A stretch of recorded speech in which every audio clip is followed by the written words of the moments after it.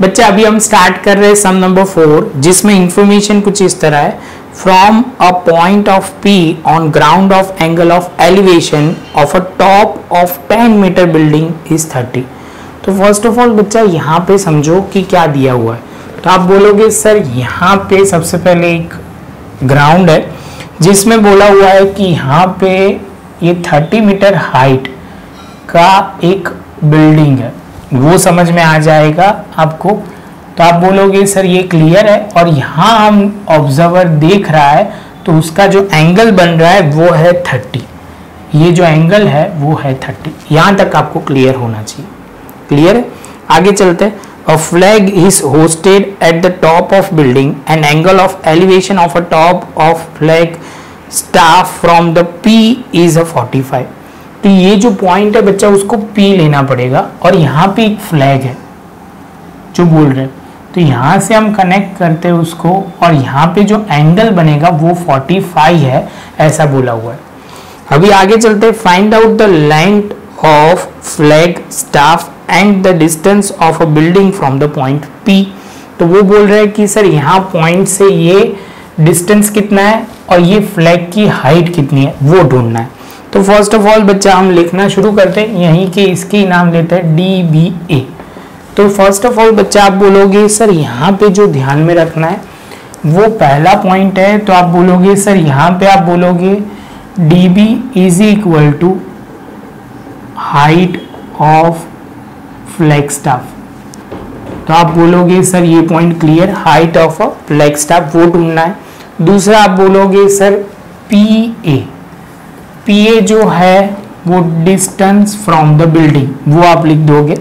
उसके बाद आप बोलोगे BA, ये PA था, अभी BA जो BA है वो हाइट ऑफ अ बिल्डिंग वो लिखोगे, और इज इक्वल टू हाइट कितनी है बच्चा, तो आप बोलोगे सर वो है 30 मीटर। तो यहाँ तक का जो गिवन इंफॉर्मेशन था वो हमने प्रॉपर लिख दिया। इसके बाद बच्चा आप बोलोगे बहुत सिंपल है, अभी एक एक ट्राइंगल लेते हैं। ये ट्राइंगल है ये वाला A को 90 डिग्री बनाया, PAB। तो हम लिखते हैं in triangle PAB, in triangle PAB। तो आप बोलोगे सर उसमें क्या होगा, तो ट्राइंगल PAB जो है उसके हिसाब से आपके पास क्या है पहले वो क्लियर कर देते हैं। तो आप बोलोगे पंडित बद्री प्रसाद हर हर बोले। तो आप बोलोगे सर यहाँ सिंपल सी बात है, हमारे पास ये परपेंडिकुलर है और ये बेस है, तो हमें जो परपेंडिकुलर दिया हुआ है बेस हमें ढूंढना है। तो आप बोलोगे सर इसमें tan वाली फॉर्मूला लगेगी, मतलब tan वाला एंगल जो tan 30 होगा। तो आप बोलोगे tan 30, क्योंकि यहाँ शांति से देखना, ये जो ट्राइंगल बन रहा है कई बच्चों को उसमें भी कंफ्यूजन होगा 30 क्यों है। तो BAP, तो ये जो एंगल है यहाँ पे जो आ रहा है वो 30 है, इसलिए ये क्लियर रखना है। तो आप बोलोगे tan 30 इज इक्वल टू, तो आप बोलोगे परपेंडिकुलर अपॉन बेस। तो आप बोलोगे सर यहाँ तक तो क्लियर हो गया tan 30। तो आप बोलोगे tan 30 इज इक्वल टू, यहाँ पे जो वैल्यू होगी वो आपको पता है √3, और यहाँ पे आप बोलोगे परपेंडिकुलर अपॉन बेस, जो हमारा परपेंडिकुलर है वो AB एंड बेस जो है वो PA। तो आप बोलोगे सर PA तो हमें नहीं पता, AB हमें पता है 30, तो हमने ये ले लिया। इसके बाद PA लिखा, और यहाँ पे आप बोलोगे 30 अपॉन √3। यहाँ पे बच्चा एक पॉइंट ध्यान में रखना है, यहाँ पे बिल्डिंग की जो हाइट है वो 10 मीटर है, वो गलती से 30 लिख दिया है, वो ध्यान में रखना। अभी आप बोलोगे सर tan 30 की वैल्यू है 1 अपॉन √3। यहाँ A अपॉन B जो है, मतलब AB जो है उसकी वैल्यू आप बोलोगे 10 होगा। PA जो है वो आप बोलोगे सर हमें नहीं पता, तो आप बोलोगे सर यहाँ से हम क्रॉस मल्टीप्लिकेशन करते तो PA is equal to 10 into √3 आ जाएगा। और यहाँ पे बच्चा आप बोलोगे सर √3 की वैल्यू हमें सब में दी हुई है, जो कितना दिया हुआ है 1732 इंटू 10। तो आप बोलोगे sir PA is equal to 17.32। इसके बाद बच्चा आप बोलोगे सर ये तो समझ में आ गया PA, तो PA जैसे समझ में आएगा तो बच्चा आप बोलोगे सर इसके बाद जो है अब दूसरा एक ट्राइंगल लेना है, इन ट्राइंगल DPA मतलब ये बड़ा वाला ट्राइंगल आप बोल रहे हो। तो आप बोलोगे सर यहाँ पे चेंज कर देते हैं, खाली D लगा देते हैं, और यहाँ पे आप बोलोगे 45। समझने में आसानी रहे इसलिए। तो आप बोलोगे सर ये हमें पता है, जिसमें हमें कंपलसरी चाहिए परपेंडिकुलर ही चाहिए, बेस हमें पता है।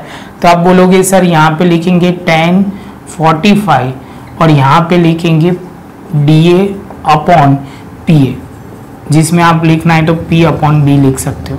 जो tan 45 होगा बच्चा वो 1 होगा, वो ध्यान में रखना है।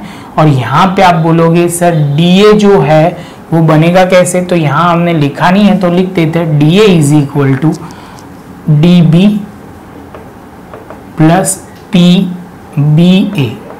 जहाँ पे आप बोलोगे सर DA जो DB है वो हमें नहीं पता, तो DB का DB ही रहेगा और BA की जगह आप बोलोगे सर ये 10 लिख लेंगे।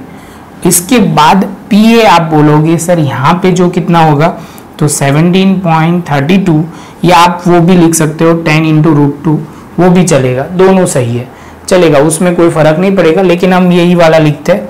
तो आप बोलोगे सर ये क्लियर हुआ, यहाँ सामने ले जाएंगे तो 17.32 is equal to DB plus 10।